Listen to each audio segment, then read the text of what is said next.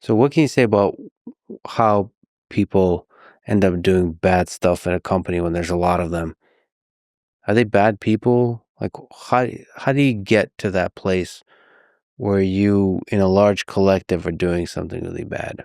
So the psychology of environmental crime, I find, often boils down to the same kinds of things that we have already been talking about in the context of quote unquote evil, where it's things like conformity. So doing what you think everyone else is doing or know what everyone else is doing. So there's an industry where you know that lots of people are cheating or are fudging the facts in some way, then you both feel the need and also maybe rationalize the ability to also deceive because it's market forces, right? Like ultimately, in a free market or even a controlled one, you've got these people who are just lying to everybody else, and they're saying we're getting to these X outcome by following the rules that everyone else is, and they're not. They're just lying to consumers. They're lying to the regulators. They're just lying.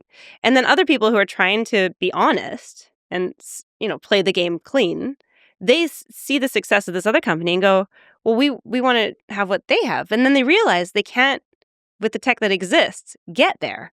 And so what do they then realize is, well, they must be cheating. And so then they start cheating. And so it has this trickle effect of making everyone else fall in line with these, well, unethical practices that are unethical on so many levels. And then later you get these huge lawsuits because if you get caught, then everyone's upset. The investors are upset. The consumers are upset. The environmentalists, the lawyer, everybody's upset with you because you have committed this huge crime.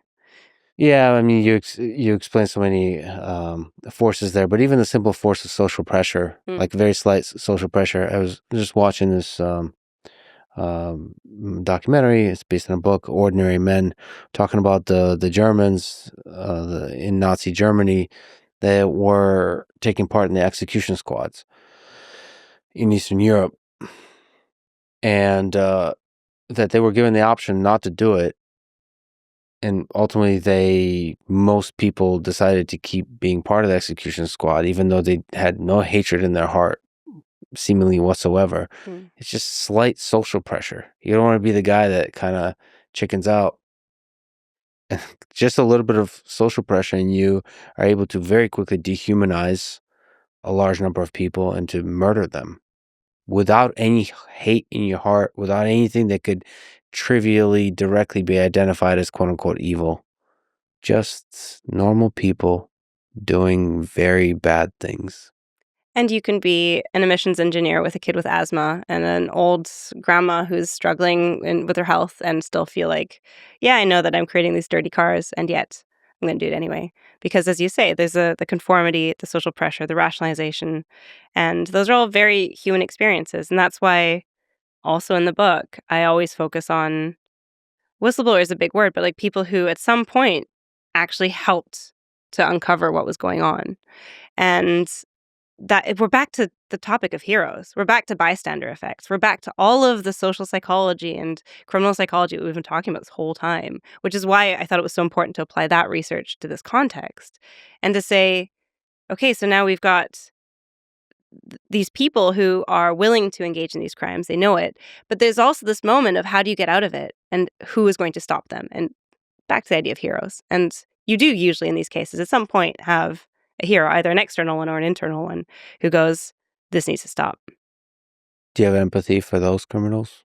I have empathy for everybody. Has that ever been in your life challenged?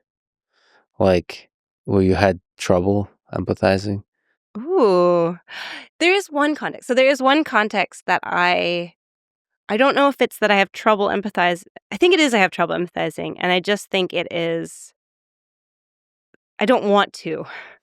And I don't know why this is the one thing, but I remember writing Evil, and I got to the section on sexual slavery, and there was something about that very specific issue of having women in particular in a confined area where you have often trafficked them and then you're forcing them to engage in repeated sexual acts, that the person who is running that,